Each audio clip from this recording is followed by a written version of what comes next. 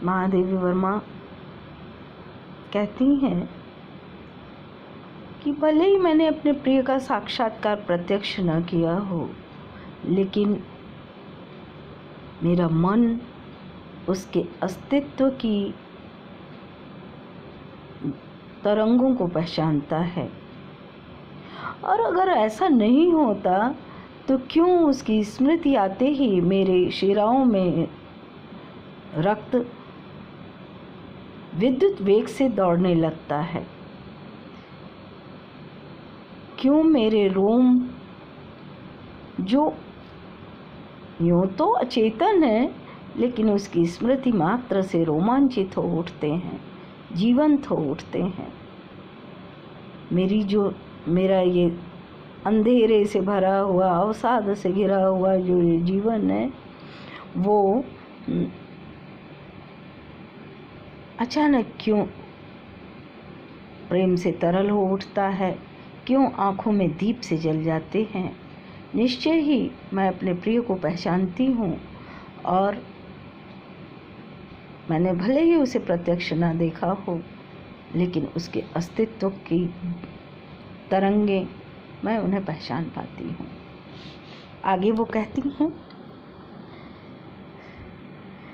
चांदनी के बादलों से स्वप्न फिर घेरते क्यों, मदिर सौरभ से सने क्षण, मदिर सौरभ से सने क्षण, दिवस रात बिखेरते क्यों, सजग स्मृति क्यों चितवनों की सुप्त प्रहरी को जगाती, जो न प्रिय पहचान पाती।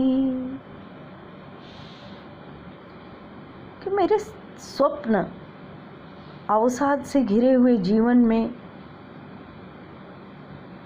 रंग बिरंगे स्वप्न मुझे क्यों घेर लेते? क्यों मेरे कंटकाकीर्ण जीवन में रह रह करके एक मधुर सुगंध दिन रात जब चाहे तब वो आकर के बिखर जाती है? क्यों अचानक मेरी आँखें सजग हो उठती हैं और मुस्कुरा उठती हैं?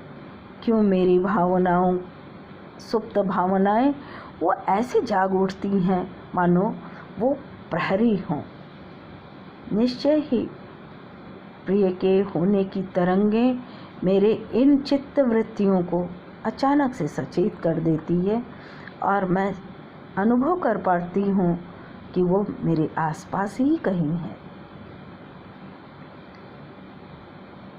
मेघ पथ में चिन्ह विद्युत के गए जो छोड़ प्रिय पद, जो न उनकी चाप का मैं जानती संदेश उन्मद, किस लिए पावस नयन में, किस लिए पावस नयन में, प्राण में चातक बसाती, जो न प्रिय पहचान पाती। अगर मैं अपने प्रिय को न पहचान पाती तो जो मेरे स्मृतियों में, अतीत की स्मृतियों में, आकाश में जो विद्युत चमकती है, वैसे ही मुझे अपने प्रिय के पदों की आहट वो पता चलती रहती है, और जैसे ही मैं उस आहट को सुन पाती हूँ, उनका संदेश मुझे उन्मत्त बना देता है। मेरे आँखों में सावन की घटा घिर आती है, प्राणों में चातक पुकार उठता है। निश्चय ही प्रिय के अस्तित्व की तरंगे मेरे मन के कोमल तारों को छेड़ जाते हैं और वो गा उठते हैं। कल्प युग व्यापी विरह को एक सिहरन में संभाले, शून्यता भर तरल मोती से मधुर सुधि दीप बाले। क्यों किसी के आगमन को, क्यों किसी के आगमन को शकुन स्यंदन में मनाती, जो न प्रिय पहचान पाती।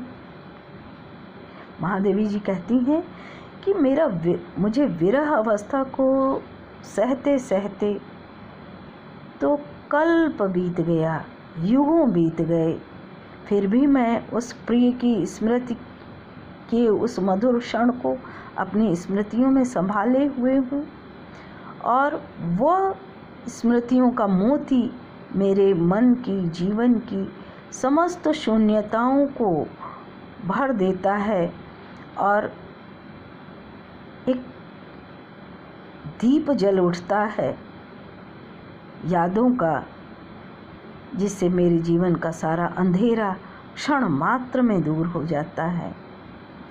मेरा मन न जाने क्यों किसी के आगमन के लिए शगुन मनाता रहता है और निरंतर प्रतीक्षा करता हुआ वो कब आएगा, क्या करने से आएगा, प्रकृति क्या संकेत दे रही है, ये निरंतर देखता रहता है। महादेवी वर्मा कहती हैं कि भले ही मैंने अपने प्रिय को प्रत्यक्ष रूप में न पाया हो, परंतु मेरा वह अप्रत्यक्ष प्रिय मेरे आसपास ही होता है। उसकी स्मृतियाँ मुझे तरंगित करती हैं, उसके होने की महक मेरे जीवन को सुगंधित बना देती है और मैं प्रतीक्षा करती रहती हूँ कि वो कौन सा शगुन उसे मेरे पास ले आएगा। एक अद्भुत गीत जिसमें एक प्रेयसी, एक महीयसी कवित्री वो अपने प्रिय के विषय में बताती हैं कि भले ही मैं अपने प्रिय को प्रत्यक्ष रूप से न जान रही हूँ, लेकिन वो प्रिय, उसका अस्तित्व मेरे आसपास ही है और मैं उससे दूर नहीं हूँ। निराशा, करुणा, व्यथा मेरे जीवन का अंग है। उन्होंने मेरे जीवन को अंधेरा बना रखा है, परंतु प्रिय के मधुर स्पर्श की स्मृति मेरे पास है और वो मेरे जीवन को तरंगित करती रहती है। अभाव में गढ़ा गया ये गीत प्रिय की अमरता का संदेश लेके आता है और यह संदेश प्रत्येक नारी के मन को, अंतरतम को स्पर्श करता है। न केवल नारी, स्त्री, पुरुष, जिसके पास भी जीवन जीवंत है, अपने दुख के द्वारा भी और अपनी प्रतीक्षा के द्वारा भी वो सबके मनों को स्पर्श करता ही है। महादेवी वर्मा की रचनाएं इन्हीं अर्थों में अद्वितीय हैं कि वो सीधे, भले ही कथ्य बहुत समझ में आए ना आए, परंतु उनके संदेश वो हृदय तक जरूर पहुंच जाते हैं और यही एक गीत की सफलता की पहचान भी है। इस दृष्टि से ये गीत न केवल सफल हैं, सरस हैं, अद्वितीय भी हैं।